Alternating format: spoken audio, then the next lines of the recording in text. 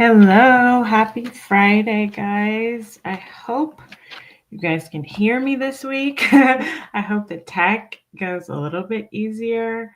Uh, I am already having a few things, but hopefully this will be right. Let me just see.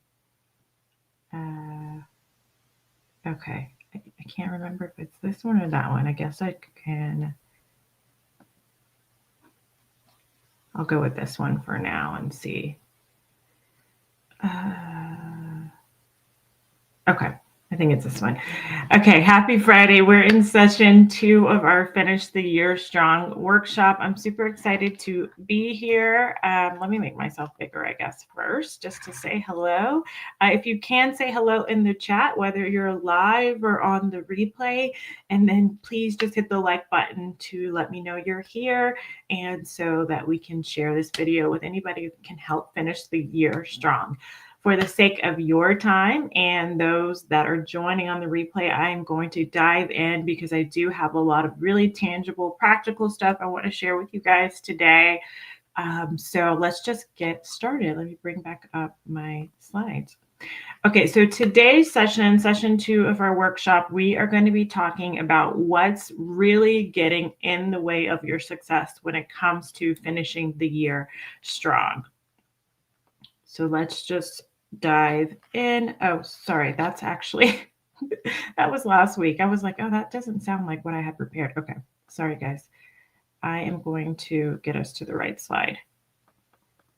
We're going to be talking actually about the more tangible things to actually hitting your goals by the end of the year. Okay, here we go. Let's try that again.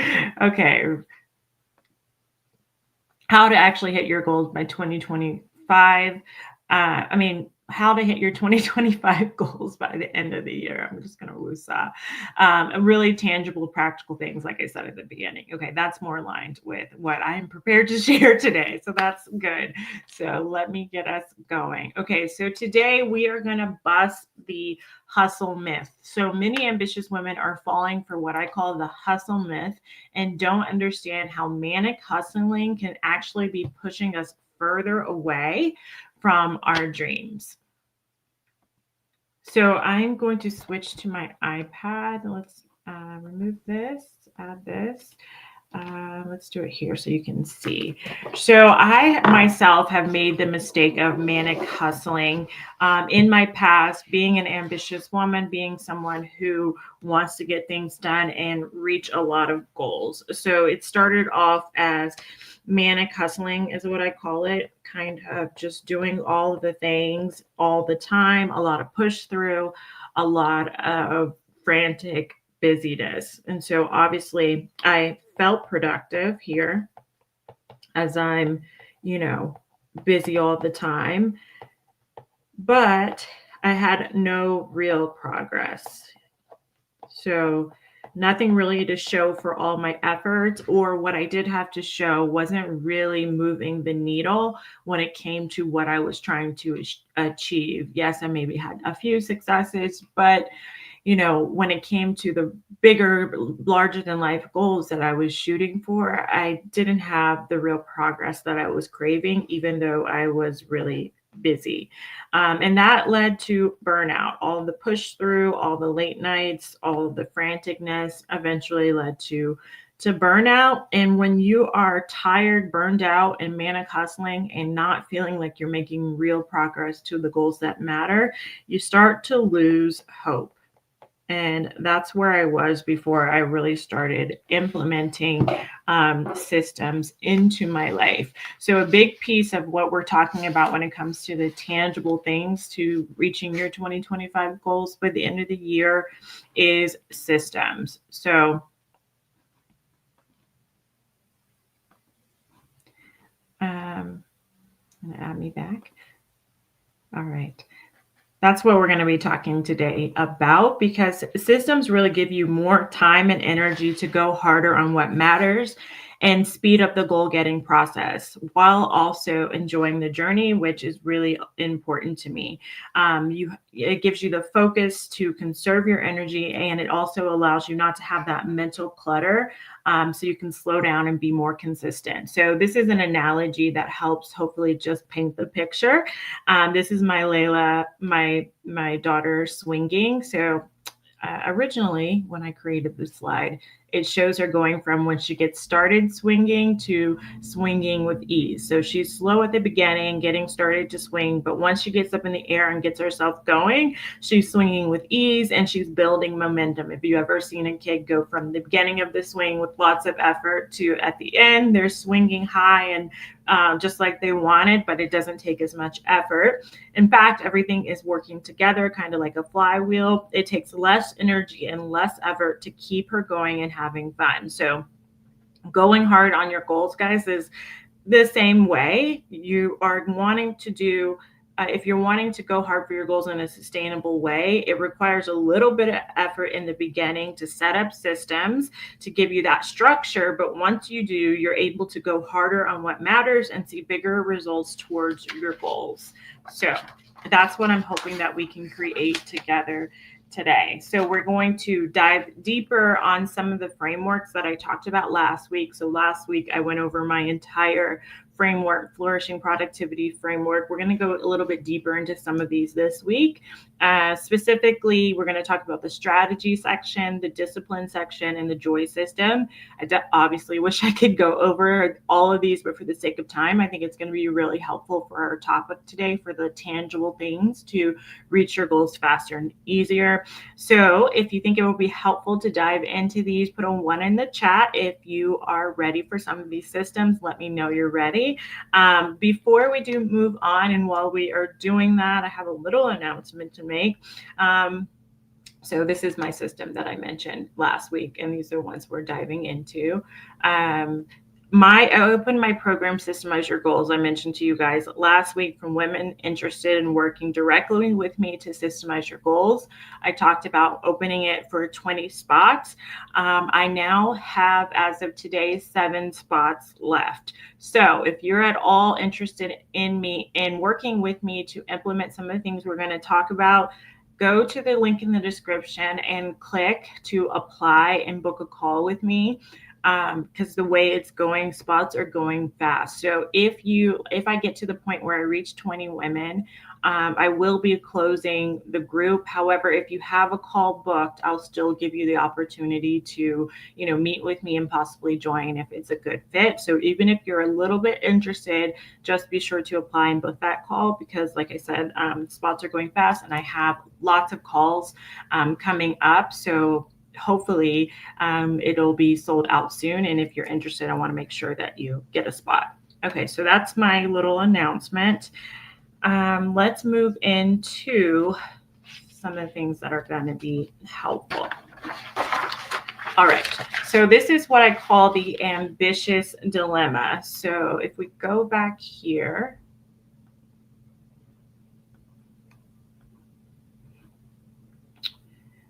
this is kind of what, got me down the path of burnout and losing hope. And it kind of relates to what I call this ambitious dilemma. So the dilemma is having to feel like we have to choose between toxic productivity.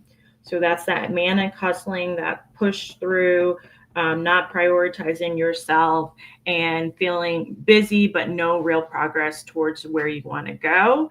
And this is built on manic hustling.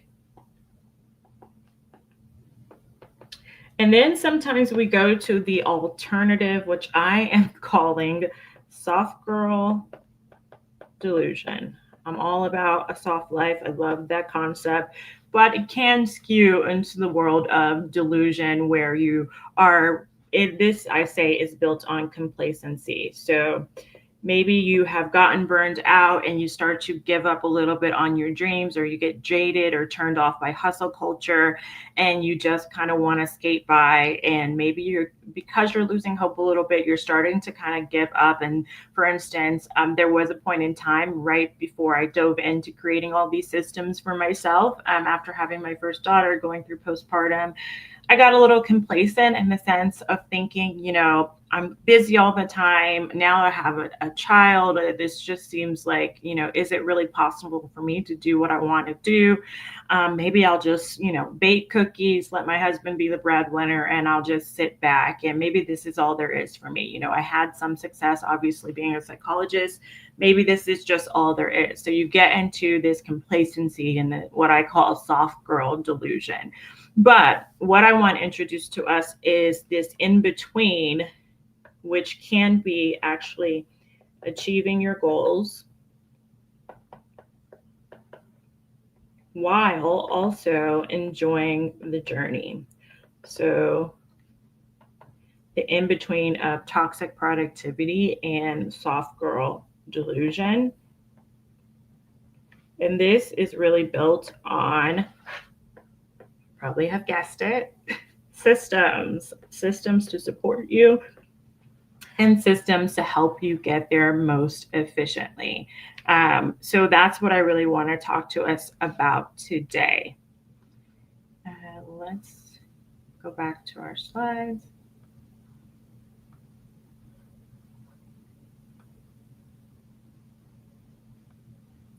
So what we're going to cover today are 3 things: walking the tightrope is what I'm calling it, building a safety net, and balancing yourself. These are the specifics that we're going to dive into when it comes to actually getting to that middle place of achieving your goals while enjoying the journey.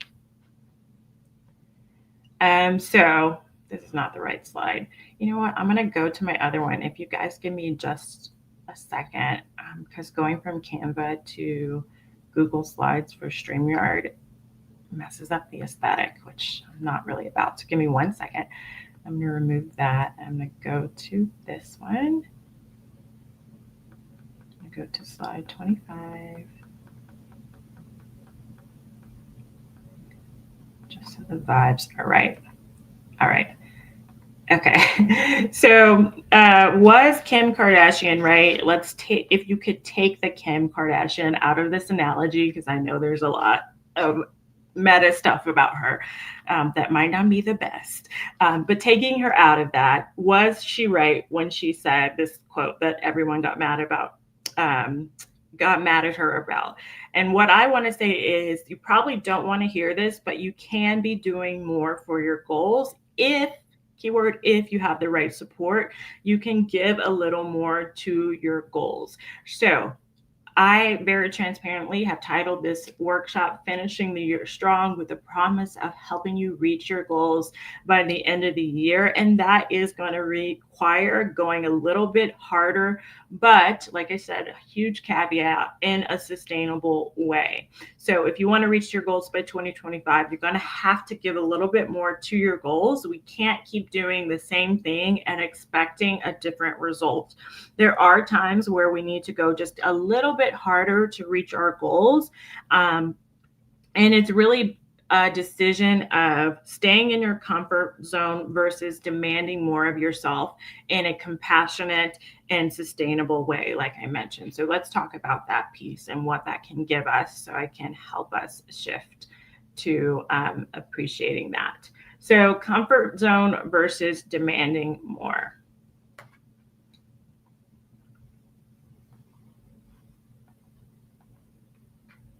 Let's talk about that piece. Okay, so I know we are, and if you're here, you're probably, against toxic productivity, bro productivity, all those things.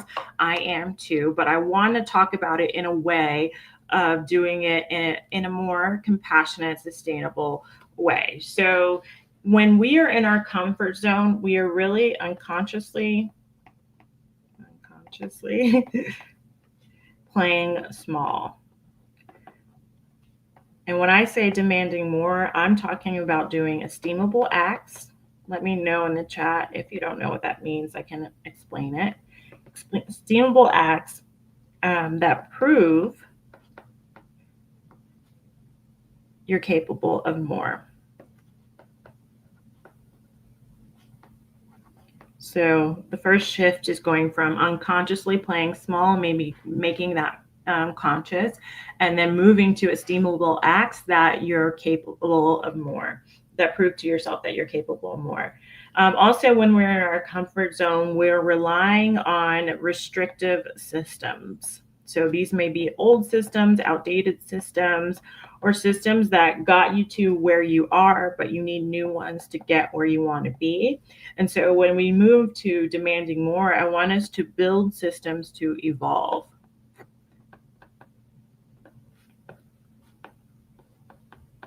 The next shift is about what it feels like. So in your comfort zone, the feeling is usually ease, which is great until it's not. And when we're demanding more, we're more moving towards the feeling of pride. When we're in our comfort zone, we're also forced to shrink. So, I believe our spirit, our inner spirit, our higher self is ever expanding. And when we're in our comfort zone, we go against that ever expanding feeling and we're forcing ourselves to shrink. When we're demanding more, we're forced to focus. Okay, please, Rebecca says, please define esteemable acts. So when it comes to achieving more, there can be sometimes, underneath the surface, we have these doubts of ourselves, or there might be some unconscious drama that gets in the way of really believing that we can get there. And that usually leads to unconsciously playing small. Esteemable acts is the idea and the research and psychology behind you don't build self-esteem, confidence in yourself. You don't get past imposter syndrome by thinking about it, by journaling, by talking about it. You build confidence by taking action. And in the psychology world, it's called esteemable acts. So doing those things that you've set out to do in and of themselves is going to create the confidence to do more of those things. It's going to create the confidence to believe in yourself to achieve goals. So yes, affirmations are great, but they're only great if you believe in them.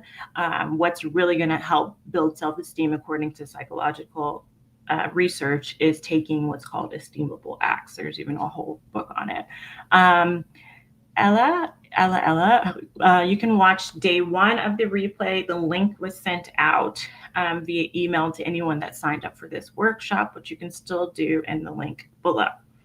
Okay. And then the last shift I want us to make is going from comfort zone of stagnant growth, so kind of stalled, stuck,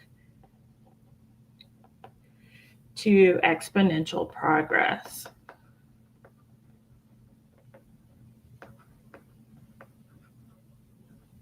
Okay, sorry, we can't read my handwriting. That we really want to compound our efforts, not just stepwise growth, definitely not stagnant growth, but using systems to get to exponential progress. Let me know if you guys have any questions of what I mean when I say demanding more in a sustainable and compassionate way.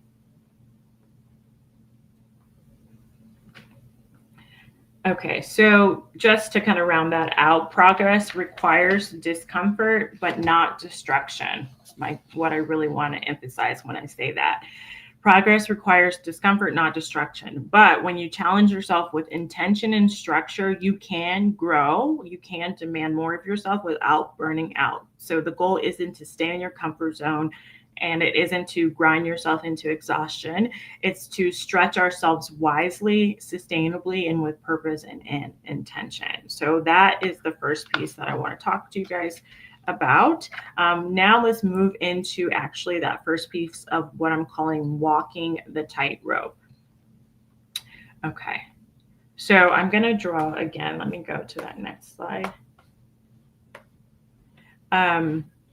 When it comes to reaching your goals by the end of 2025, I want you to walk the tightrope of actually doing more for your goals in a sustainable way. And you can imagine this little very poor image that I did in Canva as you walking that tightrope. And we're going to talk about that a little bit more. So let's go there. All right. So when it comes to walking the tightrope to reach your goals by 2025, this is going to consist of three things that we're going to talk about today. The first one is focus. The second piece is doing the work.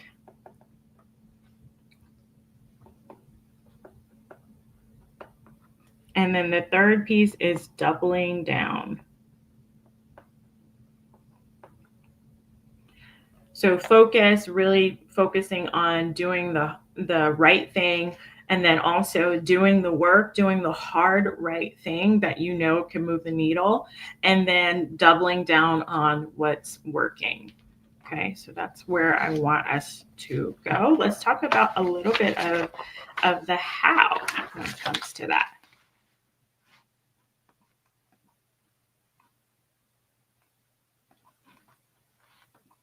Okay, we'll come back to that analogy in just a second. So, when it comes to the how, the focus part is all about strategy. So, I want to go over my strategy framework that I use inside my program, Systemize Your Goals Accelerator within the goal system. So, again, we went over that in the first session. It's part of the second part of the goal system, and I want to talk a little bit about it so you can use it for yourself. And we use what I call my strategic clarity model to do this. So let's go over that. The first piece is to choose your battleground, which is going to give you focus. You want to decide based on the goals or the things I want to do by the end of the year, where is the best place to focus my energy and my efforts, what's going to get me the most bang for my buck, what's going to move the needle most, and that's going to be your battleground where you're going to focus. Okay. The next piece of strategy that I teach is deciding on your winning moves, which are going to give you those specific actions. So now that you know the arena of which to focus, what are those specific actions within that arena that need to be part of your strategy to win? And this isn't like deciding on things that like you'll do for your league goals in your 12-week year. These are more overarching actions that are going to get you to where you want to be based on strategy, based on proven methods, based on blueprints, because success leaves clues, as one of my mentors says, Nikisha Wen, which I love. So how can we decide on winning moves, specific actions based on a really good proven strategy?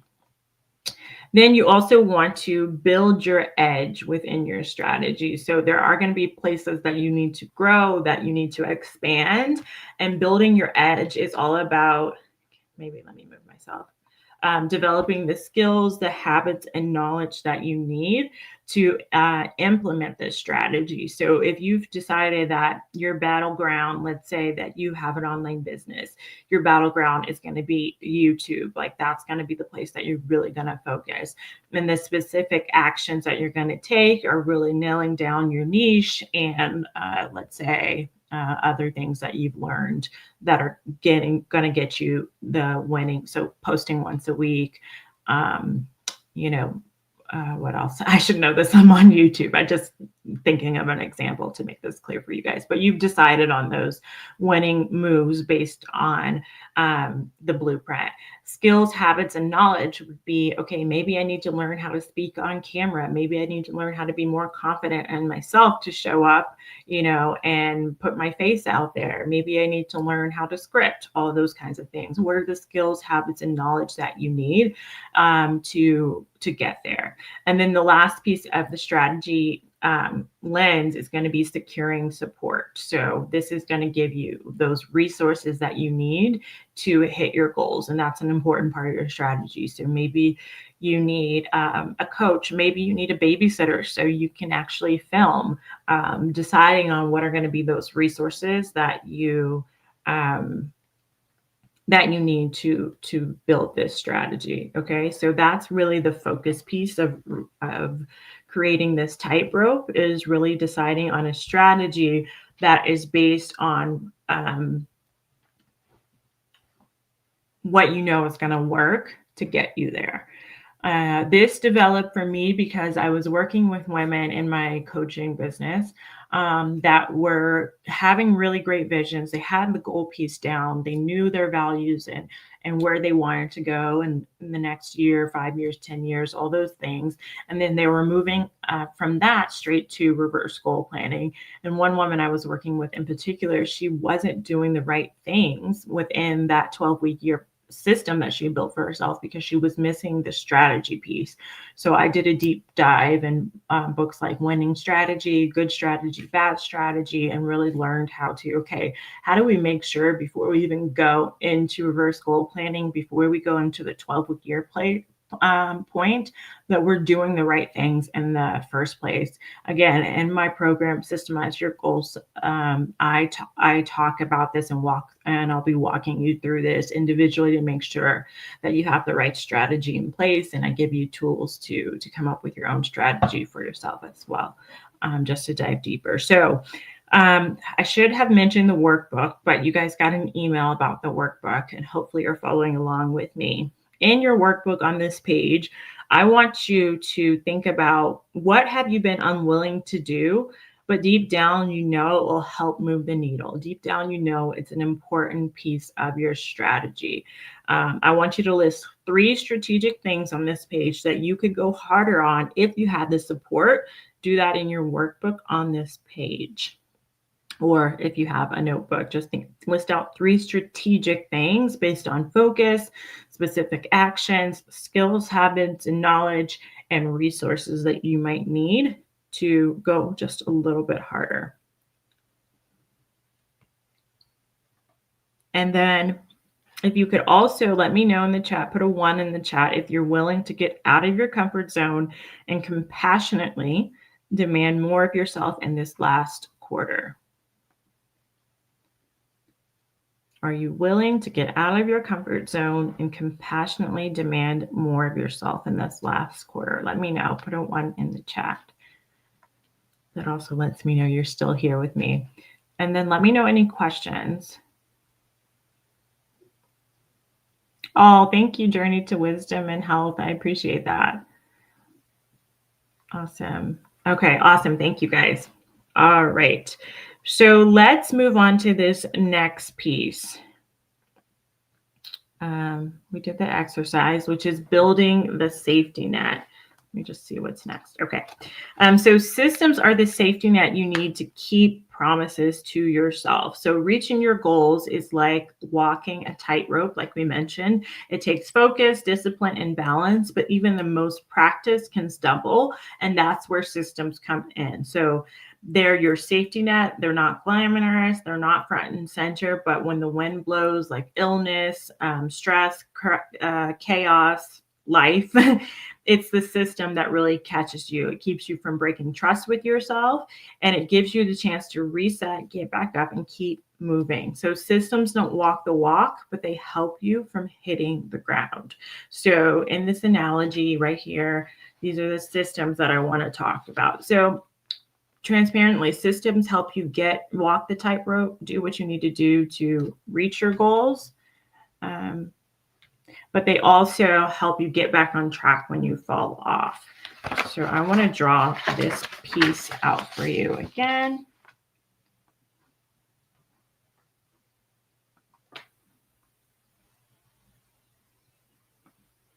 All right, so we have focus, doing the work, and doubling down. Let's talk about this piece. Focus.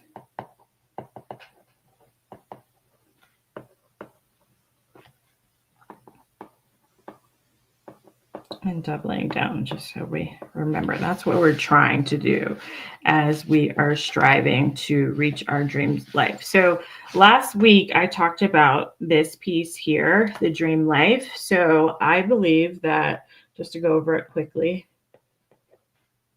God gives us our gifts and our goals, and it's our job to accept our gifts and achieve our goals in order to be a blessing So using our gifts to be a blessing, creating impact, and achieving our goals to be a testimony. Using our success to inspire others. And then all of this comes back to glorifying God. So that's what I believe, and that's what we're working towards, or at least that's what I believe we're working towards. So all this striving is to better our lives sits in the middle of messy life. So if we look at this circle here, let me make this bigger. That's what we're trying to do. We're striving to reach our dream life. That's our part, doing the work, okay?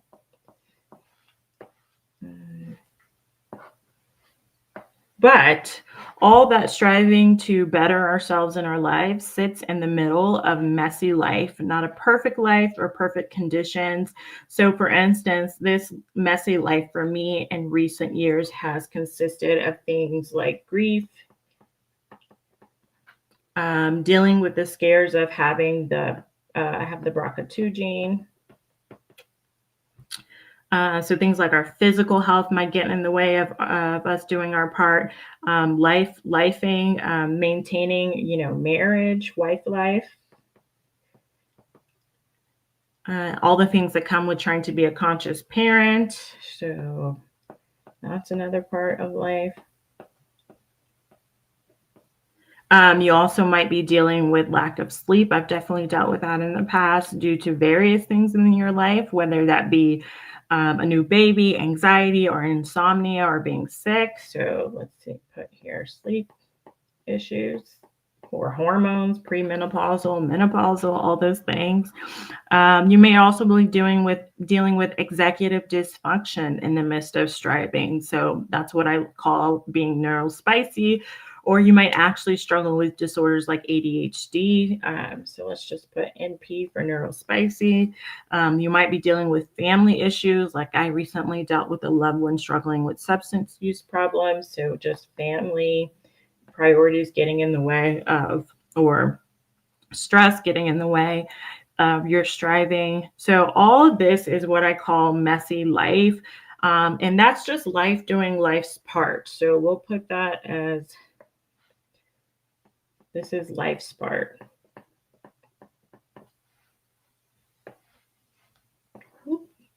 All right. So striving is our part, and all of that sits in the messy life in the middle of life's part. And then all of this kind of sits in what I call God's part, which I will highlight. So we have our part, and then we have the divine order of God using all of this to make divinity out of chaos, is what I believe. So we're dealing with all of this in the midst of striving towards our goals, which makes the safety net piece even more important, because we might have the best of intentions. We might be striving, we might be doing our part here, but we're also dealing with life's part, life doing what it's doing, and we're also dealing with God's divine plan and divine timing. So all those things working together, there are going to be times that we're thrown off track. And so even when we have the systems to do what we need to do to walk the tightrope, I want to talk about this piece here to help us deal with lifing and just divine timing of things, if that makes sense. Let me know if you have. Sherry says her daughter calls her you neurospicy. That's funny. She's intuitive. I think I mentioned everything I wanted to talk about on this slide. I just want to make sure. So what I've learned is, the ability to keep doing our part is built on safety nets of systems that provide a structure and help us to get back on track. So let me talk about my favorite, some of my favorite safety net systems that might be useful for you as you work towards achieving your goals for the rest of the year. So let's dive into some more specifics.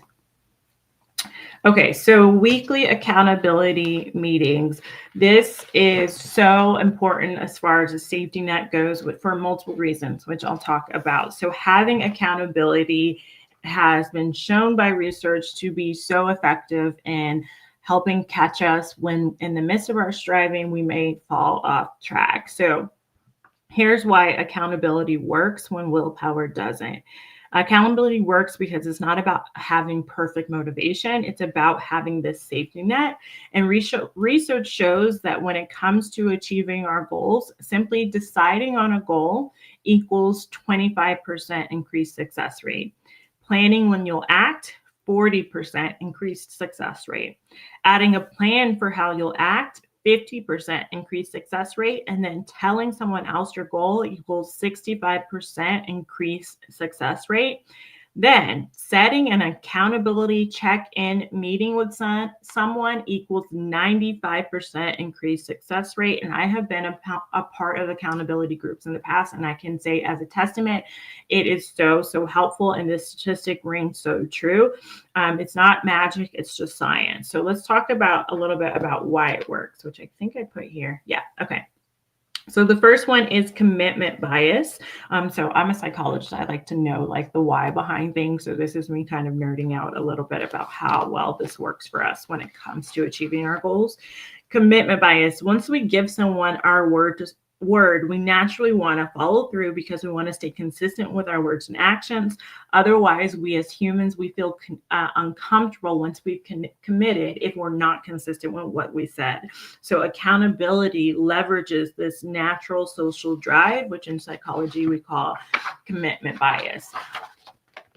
Also, it adds an additional motivation. So your internal motivation, that motivation comes from within, which we know is super important, which is why I start off in my accelerator doing part of the goal system is really clarifying your vision based on your values and your season of life. That uses motivation psychology in the way in which I get you to do that to amp up that internal motivation. Really important. But internal motivation will always fluctuate. There's, like we said before, based on that circle I just drew out for you, based on life just lifing. And accountability acts like a safety net of external motivation beyond your own natural desire to catch you when that willpower is low. You still have that external motivation driven by the commitment bias to help you keep going. There's also feedback loops. So explaining your goals to someone forces you to get clear on what you're actually aiming for, and regular check-ins create feedback loops so you can see what's working and adjust what's not. So it's kind of getting that blind spot where things that you may not be seeing when it comes to reaching your goals. Just like I mentioned, a woman that I worked with before that had completely wrong strategy. You have those other eyes saying, hey, I notice you're doing this and it's not working for you, or you're not getting to where you want to be. Could it be that you maybe need to change this aspect, or could you get support here? So it's just an extra set of eyes to give you those feedback loops. The other piece is emotional support. So accountability means you don't have to go it alone. Just like my work that I've done with other women to give them support, I've seen it firsthand that just having that emotional support as life gets messy, being able to talk through some of the things that are holding you back is another mechanism of these accountability meetings that make them really useful. So that's why they work. Let's talk about how to do them if you want to do them for yourself. So in my program, the Systemize Your Goals Accelerator, we will be using the tenets of a weekly accountability meeting based on the book, The 12-Week Year. And I want to explain how to do it just in case you want to do it for yourself. It's designed to keep execution tight and your goals moving forward. So here are the core components. First, you're going to set a fixed time and place. This weekly accountability meeting is scheduled the same day, same time, and same place every single week. This consistency creates a rhythm and makes accountability part of your culture, part of your routine, and you just kind of get in the groove of like, this is what I do. I'm holding myself accountable each week with this group. Awesome. Love to hear that, Sheree. Thank you. The second piece is to keep it short and focused. So if it's a smaller group, it will typically be about 15 to 30 minutes. And then if it's a larger group, maybe 30 minutes to an hour. But the point of it is the focus should be on accountability to your commitments and forward looking action, not long discussions or problem solving. So particular if you're in my accelerator, and shout out to the women that are here that have joined. I am like super excited to work with you guys. Like, it's just amazing how many powerhouse women that have been attracted to me and this program, which I'm feel super blessed about. The problem solving, the long discussions, that's going to be more in our one-to-one work. The weekly accountability meetings really are focusing on, did you get done what you said you want to get done? What got in the way? And then what are you going to be doing next week? The third piece is review commitments and scores. So each person shares their weekly execution score. So if you're doing this for yourself, that score is how many planned actions did you complete? And it's usually expressed in a percentage. In our group, we will be talking about your lead goals. So those things that you're supposed to be doing each week, and talking about the percentages for each of your lead goals. And we want to be hitting about 85% each week to get to our goals. If you miss, like I think it's 2 or 3, you still can likely meet them. But in general, you want to be hitting at least 85% each week.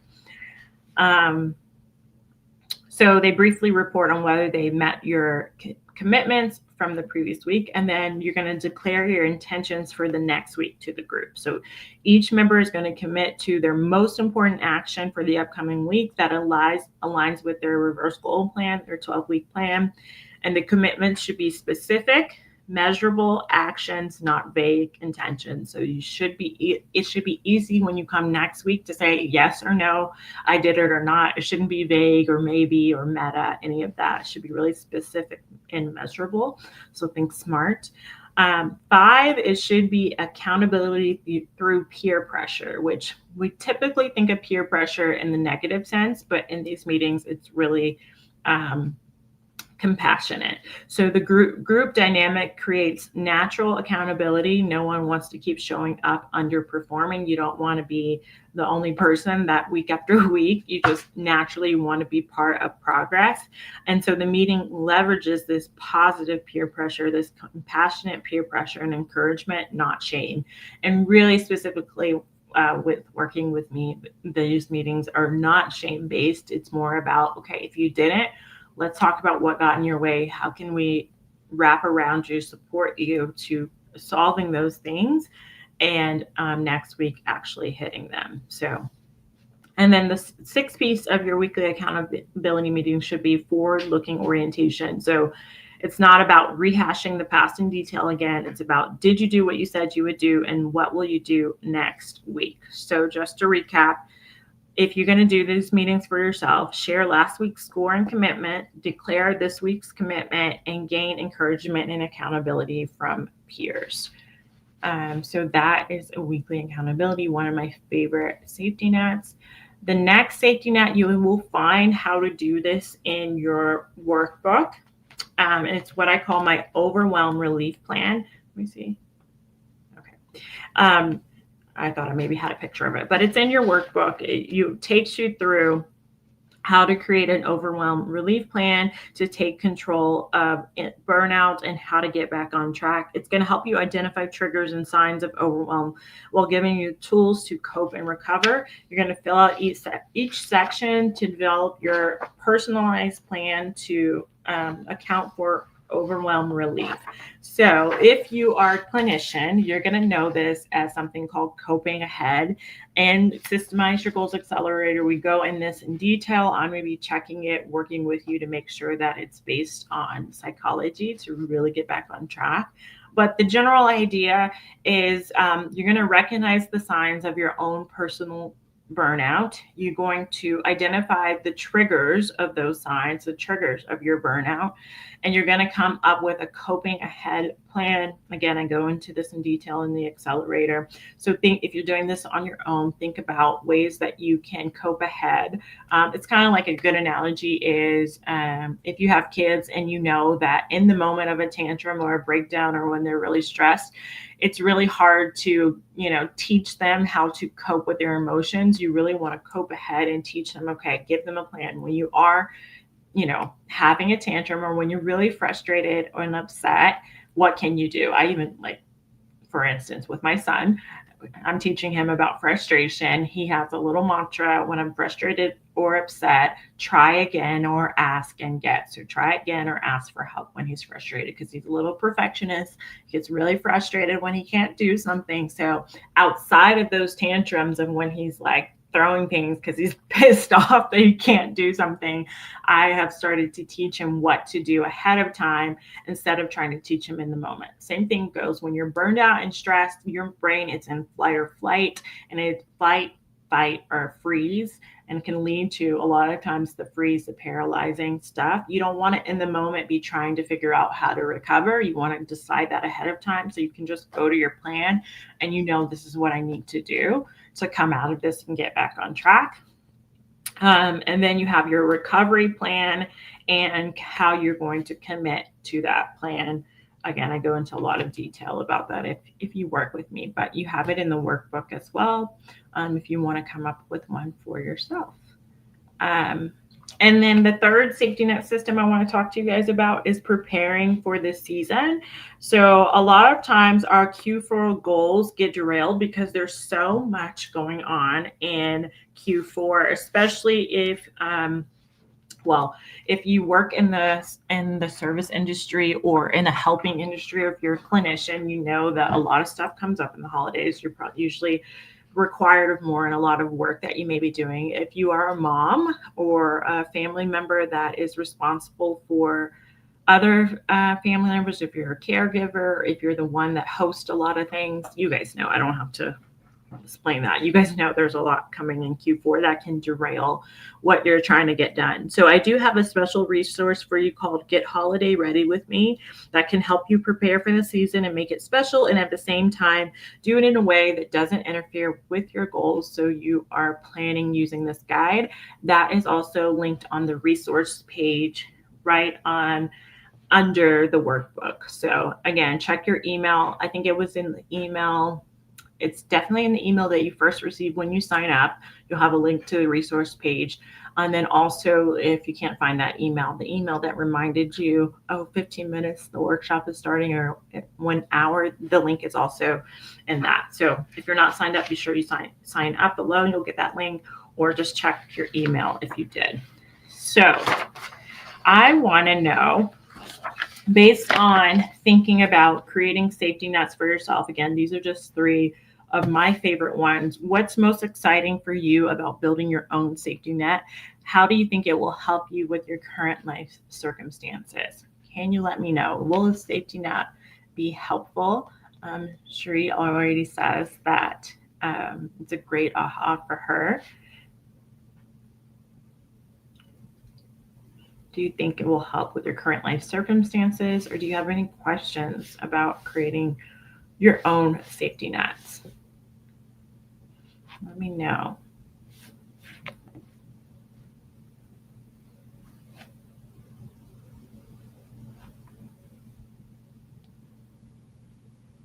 I don't see any questions coming in.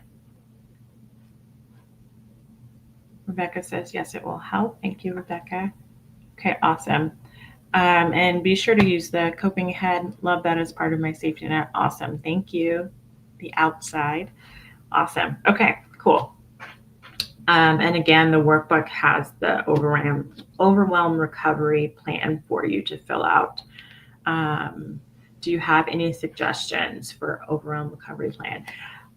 So suggestions, I could talk a little bit about mine. A lot of the things I do is go to my survival routine, which I think I talk about in a video. Yeah, I talk about it in a video I'm doing, and that's releasing tomorrow.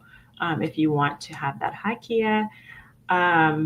So I go to something called my survival routine. So just the bare minimum to keep me and my family going. I also may increase how many sessions I'm having with my therapist if I'm noticing those signs. A big Part of my plan for me, though, is recognizing the signs as they're happening and the underlying beliefs. So if you really want to get in my business, the underlying beliefs for me is I'm not enough. And so that if I don't keep that underlying belief in check with so that's a limiting belief I have. With some of my positive expanding beliefs I have, that's when I find I'm adding more to my plate than I should, feeling like I'm not doing enough for my clients, feeling like I'm not doing enough for my family. And those unconscious beliefs fuel actions that I take. They fuel other things like I do. And before I know it, I have so much more on my plate. So with that in mind, and I've known that about myself for years now, I have a lot of checks and balances to make sure that I'm not falling into the trap of not enough, not doing enough, which I could go into, but that would just take me forever. But essentially, my plan is based on that.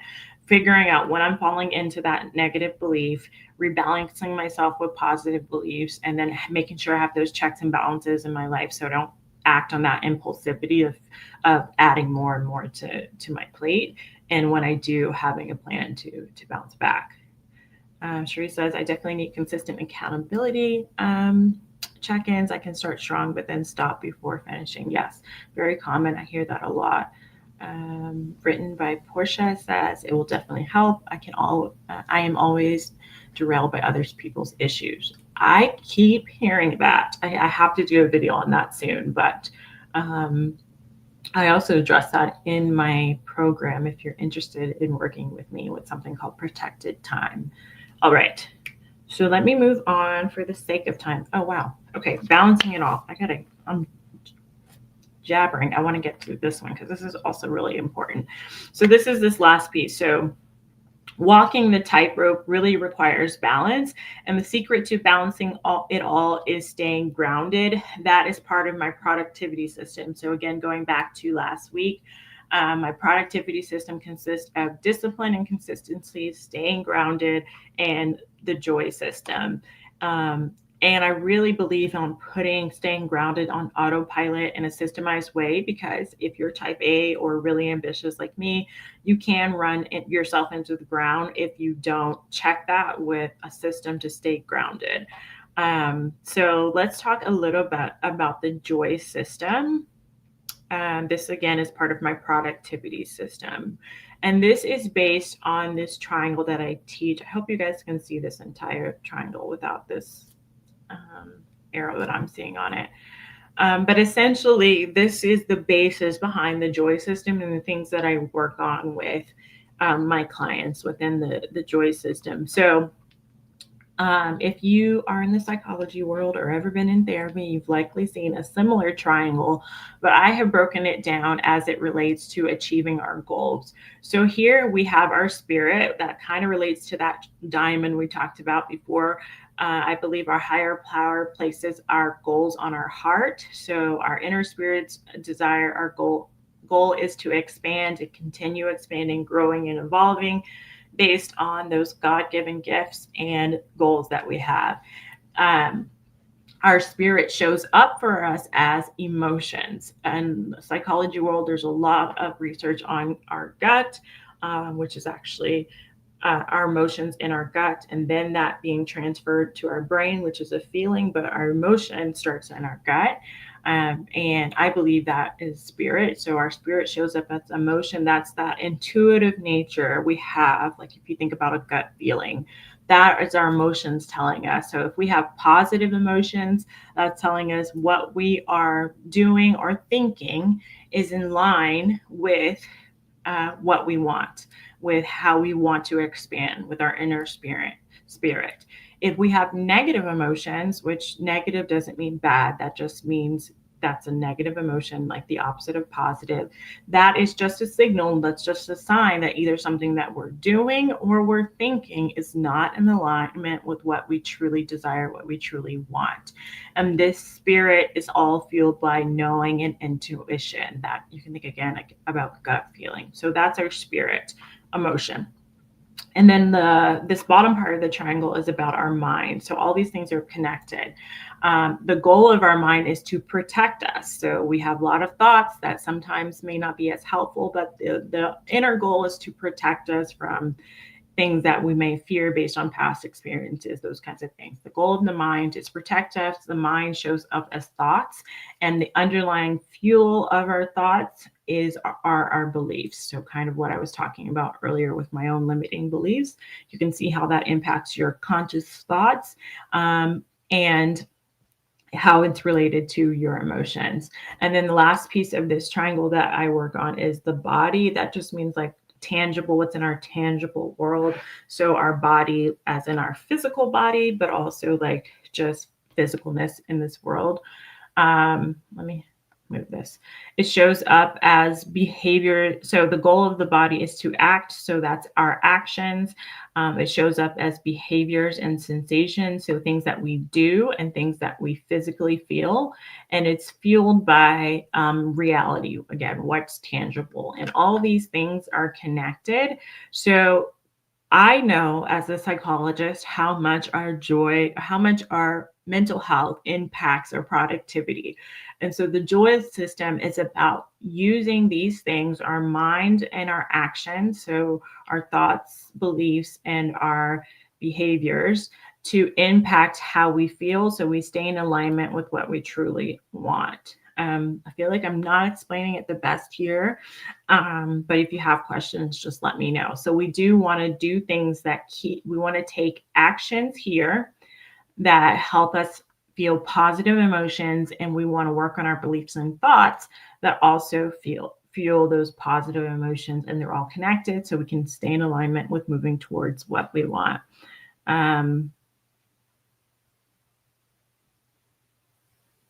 Okay, Jolly Jeppy, I'm going to get to that question at the end. Let me just get through this. So when it comes to the behaviors, again, this has changed my slides. I'm going to let it go. I teach what I call daily maps. This is kind of the roadmap of what we use, daily actions that I have you take to impact how you feel.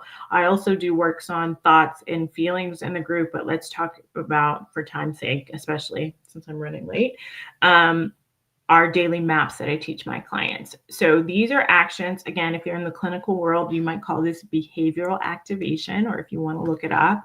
But this is just about the fact of actions are going to impact how you feel. And these are all based on evidence-based psychology to create contentment and joy. And you're going to do these every single day. I help you infuse these into your routine so that it's easy.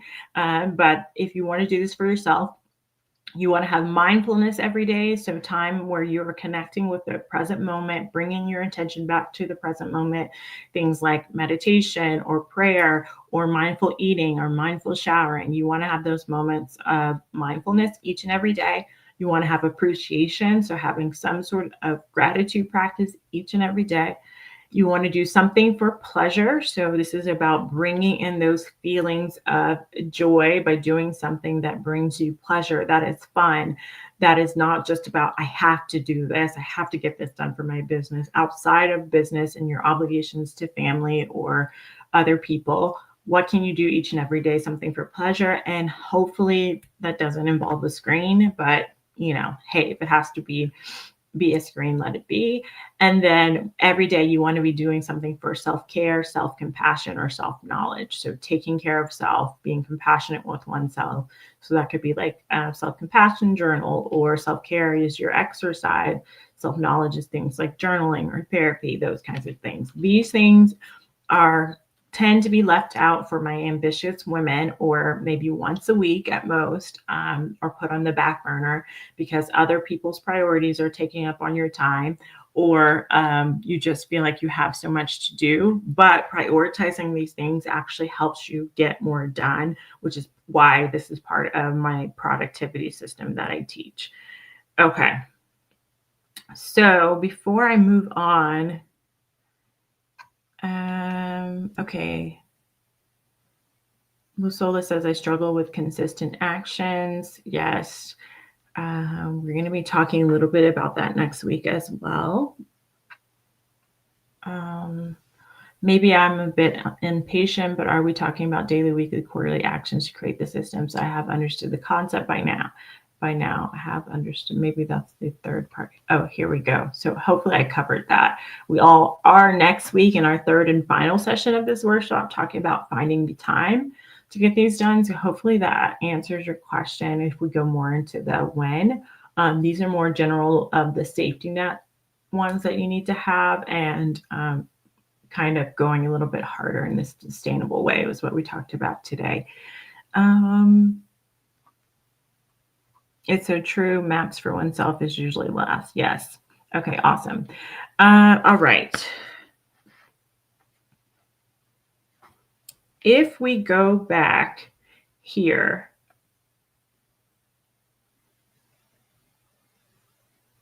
oh, okay. I do have, sorry guys, in your workbook, I got myself distracted with questions. You have a planner, like a worksheet in your workbook to help map out how you can incorporate maps into your life each and every day, just to kind of get you brainstorming and coming up with a plan on how to incorporate this into your life. So let me go back to this other slide that I wanted to show you that I never went back to. With systems, so in my life, with systems, let me take you back there.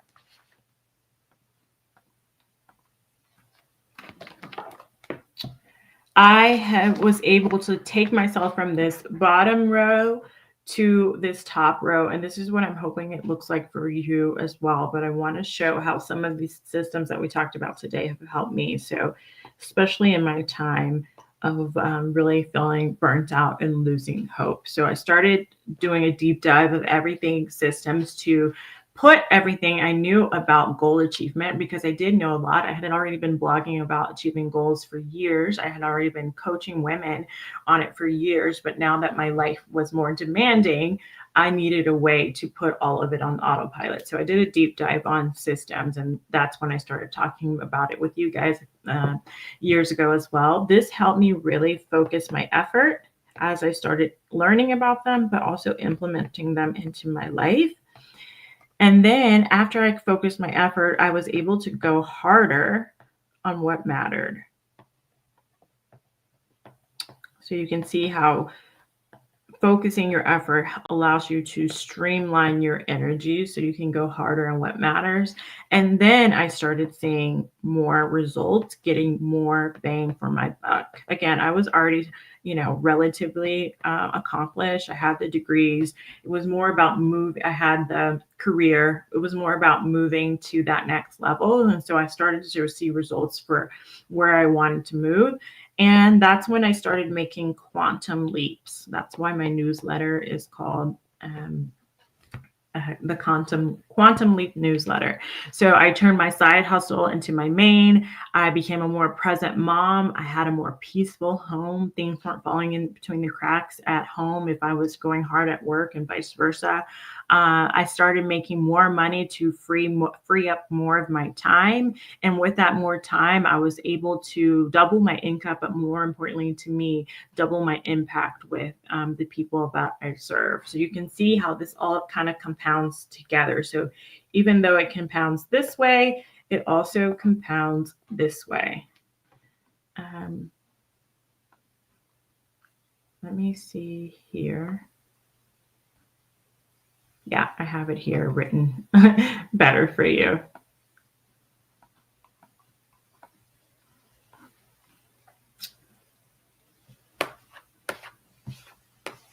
Any questions on how that all works together?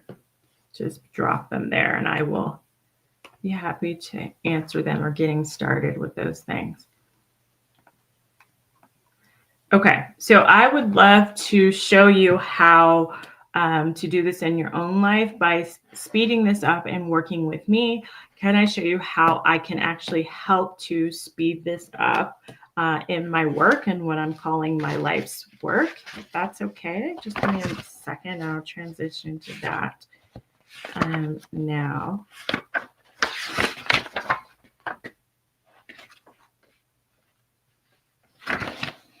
So I do have an opportunity, like I mentioned before, to work with me in my Systemize Your Goals Accelerator for what I'm calling a 90-day transformation. So here's how it works. So first of all, I guess we should talk about, I don't like being on the side like that, who this is for and who this is not for. This is really for ambitious women who are motivated, but life and overwhelm are getting in the way, or they're slowing you down or slowing down your progress.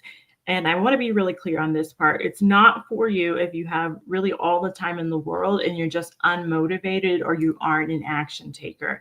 This is for women that are motivated, but life is getting in the way, or they're scattered, disorganized, exhausted, or stuck, and could use systems to fuel their goals in a way because they're getting more structure. So here's the thing. What makes my program different than any other out there is that my success was not built out of perfection. Every dream goal I've built or achieved has been in the midst of messy life circumstances. I will not trauma dump here, but it has been in the midst of messy life circumstances and built on resilience. I've never had the privilege of just focusing on my goals, or never having anything getting in the way, or all the time in the world, or somebody paying my bills while I, built and tried to reach my goals on the side. I've built these systems to work for ambitious women that are really juggling life, busyness, and larger than life goals in the midst of lifing. So I think that's really important for you to know about me and the way that I've also built this program. So let's talk about how the Systemize Your Goals could help you do that. I went over this last week, so I'm going to go over it more quickly here, but I want to talk to you, I guess, in a more real way about what this really means. So this is what I've called my impossible to fail method, because it's based on this bottom level is all the systems that you will learn, which I talked about in our first session together. But I've added 3 important pieces to make it impossible to fail based on evidence-based psychology on goal achievement. And here's what I want to say. I know that we live in a world right now where everybody wants passive income, and people have been burned before. I'm realizing that as I'm doing these clarity calls. People have gotten in programs before, and because so many people that we want to learn from actually don't want to do the work, if I'm just keeping it real, people have gotten burned before. So you may have gotten in a program before thinking you're going to work with a certain person, and then you're pushed off on one of their coaches, or you really liked, what you saw of that person in their content, and then you really never see them again. Or you're just getting a course to do on your own and you don't really have any support. That is not what this is. What I'm doing in this program is my life's work. And you can ask my husband. I stay up at night, stressing and really thinking about how I can make this really, really effective, and how people can get their investments worth and working with me. I actually redid my entire course that I didn't have to. I don't have any negative reviews on my course, Systemize Your Goals. They're all 100% positive, but I redid the whole thing because I know that women that come to work with me are overwhelmed, you're super busy, and I want to make it more digestible. So I added pieces that are missing, like the business systems and the joy piece, but I also did a deep dive on teaching and how to make things stick, especially for people that don't have a lot of time. And I redid my entire course because of that, to make it more digestible for folks. So I'm really dedicated and invested in making sure that you reach your goals. Like, now I'm in it with you once you come into this program. So I just want to talk from a real place on that. So the 3 things that you're getting on top of the systems in the program are mentorship, accountability, and community. And I got to watch the time because I have a call after this. And the mentorship is going to be our one-to-one work. It's not going to be you meeting with someone that works for me. It's going to be one-to-one with me. And those calls are an hour long each. So there's not 15 minutes, 30 minutes, 20 minutes. I've heard other groups doing. And it's with me to personalize these systems for you. The next piece is accountability, or we follow the tenets of the 12-week year. We'll also be doing co-working sessions to help you do the most important piece of a lot of these systems, the weekly review and planning, and then community. I'm so proud to say that the women that have joined so far, like I said, we have 13 people I started. I opened up last week. We already have 13 of the 20 spots filled, and all 13 women are powerhouse women that are motivating and inspiring. So the community and the peer support is going to be next level because we're going to rise together and we're all like-minded women. So that's what you'll be getting from the accelerator, not only the systems, but like a wraparound accelerator to make sure you have everything you need to succeed with your goals. So if you are saying, Tiffany, this sounds great, but I don't have the time to build systems and learn anything, I would say you really don't have time not to. And again, I'm going to draw this out for you. That very mindset of being afraid to take the time to build structure is what's holding you back and making your goal getting take so much longer. So if I drew this out for you, let me remove that. And we'll add that. Here's what that would look like. So if this is you today, if we're here, do I have my pen? Okay, if this is you today, and let's say that we want to talk about where you want to be maybe in the next 5 years. So let's put here 2030. Uh-oh. Oh, can you see that? Can't see that. Hold on one second.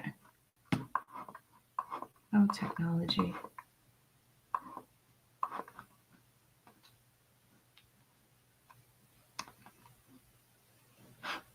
Can't see me drawing, can you? Okay. I'm going to take a deep breath. Let's close this reflector app, quit, and then I will bring myself up because the drawing part is so helpful. If you could give me 1 second.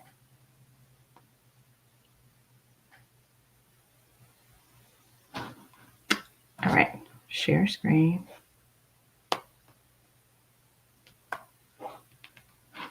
There we go. Awesome.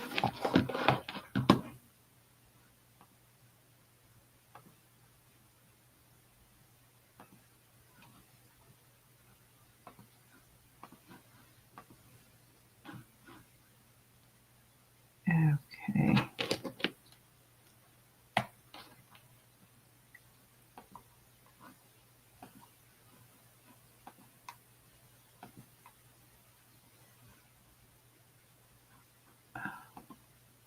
There we go. Awesome. Okay. So if this is you here, thank you, Jesus. And this is where you want to be, let's say in 5 years. You could either be living your dream life. So that's that diamond that we talked about earlier. Or you could be still spinning, which is down here, and not reaching your potential. So put wasting your potential. Okay. So what can lead to wasting your potential down here and not achieving your goals? This line down here, this one right here, is really about bad decisions, like I showed you on mine earlier, and taking wrong actions. And these really push you further away from your dream life down here. So if you signed up for this workshop today, it's probably because you noticed that maybe you're here. Let me get a bigger pen. Maybe you're here. It's probably that you notice you're a little bit off track when it comes to reaching your goals. You may be overwhelmed and spinning your wheels on how to speed up the process to success. The problem is you may be a little bit off kilter now, but drifting further from your dream life, it really accelerates with time. Oh, sorry, accelerates with time. So this only gets worse as time goes on and kind of compounds in the negative direction. So instead of being a little bit off track here, you're much further off track as time goes by. These bad actions and bad decisions really move you even further away from where you really want to be. But the good news is, because I'm about the good news, when you're on the right track, the effects of doing right actions, so up here, we have right actions and good decisions.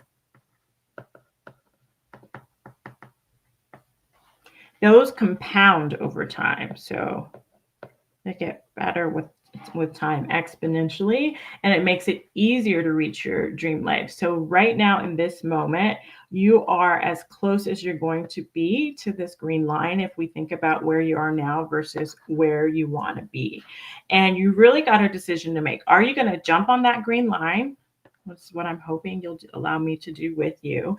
Are you going to jump on that green line and stay there, compounding your efforts so that you can reach your goals really faster and easier?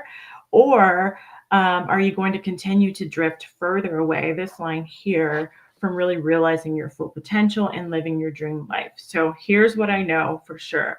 I've really got this impossible to fail framework, which we just went over, that triangle of systems, mentorship, accountability, and community that can really put you on the green line and help you ride that curve to your dream life, because no one falls off the green line. They really behave their way off. And my program is going to help you stay there by continuing to apply it, which, if you've spoken with me, I've told you how. Not only are you going to learn those things, but I'm going to help you keep implementing those things so that you're applying the systems that you've built, using the systems that you built, to keep moving towards your dream life. So obviously, I can't guarantee the specifics and the timing of attaining your dream life. As I stated before, there's always going to be messy life and God's divine timing, right? We're striving in the midst of that. But what I can guarantee is the systems and the structure to get you there as efficiently and quickly as possible.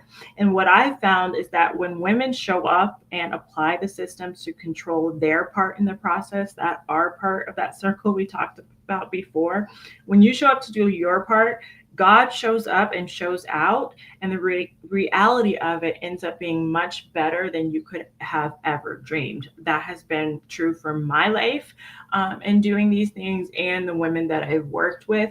When you do your part, you have the systems to support you in doing your part, God's part, what he shows up, and or what my daughter says, she shows up and shows out in a way that you couldn't even dream of. So it's really just about getting the structure that you need to do your part so you can compound your efforts and really reach your dream life much faster and easier. And that's really all what my program is all about. So let me remove this so you can go back to my face.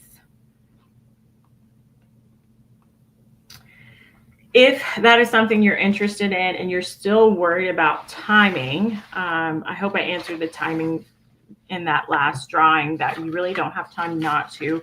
But if that is an issue for you, I do have some bonuses that are, I think, also going to save you a bunch of time. One of the bonuses in the program is the 10 hours back blueprint, which I'm realizing I haven't talked about enough.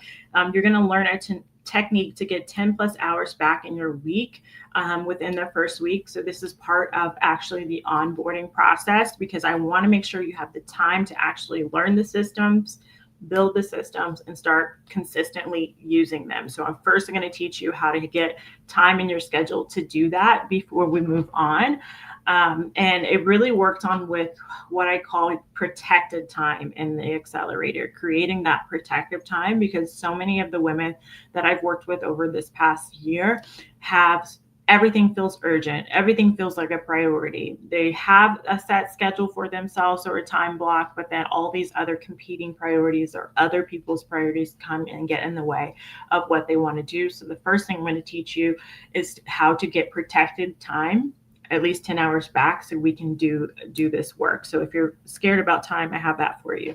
The other thing I have for you is, I really don't like that messed that up, but is my Productive Boss Notion system. It is an entire system already built out for you, beautifully built out for you. You can look at the reviews of people that have purchased the system already for themselves. You'll get that entirely free.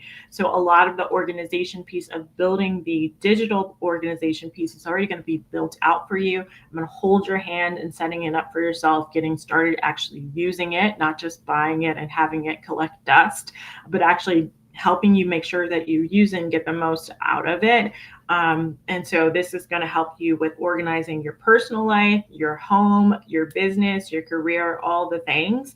And let's say that you are, and so if you already have this system and you're interested in the accelerator, you will get a credit for purchasing this already. If you don't have it and you join, you'll get it for free. If you join the program, I have a quiz to, if you're not interested in Notion, to figure out an alternative software to use when it comes to the task management piece.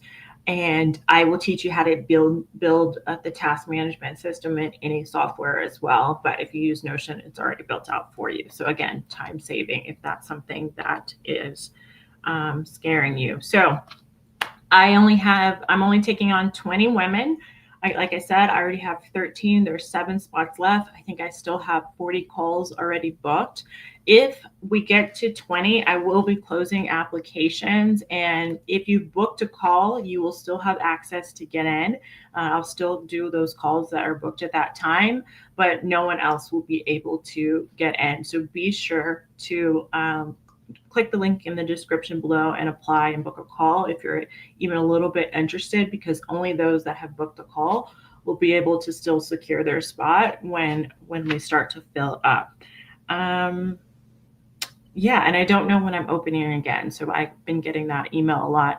If you can't join this time, I want to make sure that like I said, I'm really invested in making these women successful. At the beginning of the year, when I first opened up the beta program, I thought I was going to open up like 3 months later, and I didn't do it again until the end of the year. So yeah, just to answer that question. So next week, we're going to discuss the missing piece, finding the time to do the work. So I think that will be really useful. I'm going to be pulling from a lot of things that I'm teaching in the accelerator. I'm going to be talking about the specifics on when to do a lot of these things. So be sure to join me for part 3. I'm going to be packing it again with a lot of valuable information. Do we have any questions before we jump off? I do have to jump to a call in like 8 minutes, but I'm happy to answer any questions about the accelerator or about safety net systems that we talked about today, walking the tightrope strategy.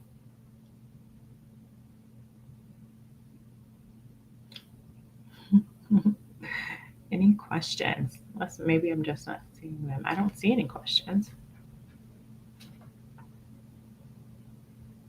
Okay. Well, I hope you guys found this session valuable. Like I said, the workbook is in the email that you receive when you sign up, as well as the last couple emails that I sent out. Hopefully it's helpful. And I will hopefully see you next week. Thank you guys so much for joining me. Bye.